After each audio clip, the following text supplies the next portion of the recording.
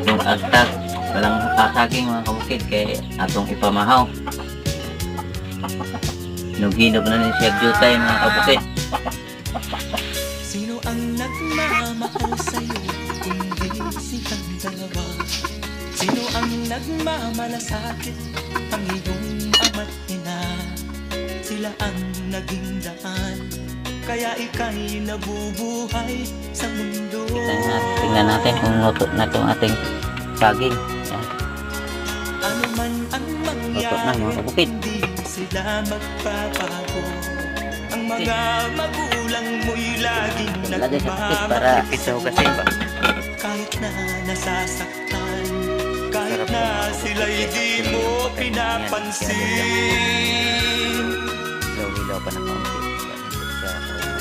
Kung nalalaman mo lang mga hirap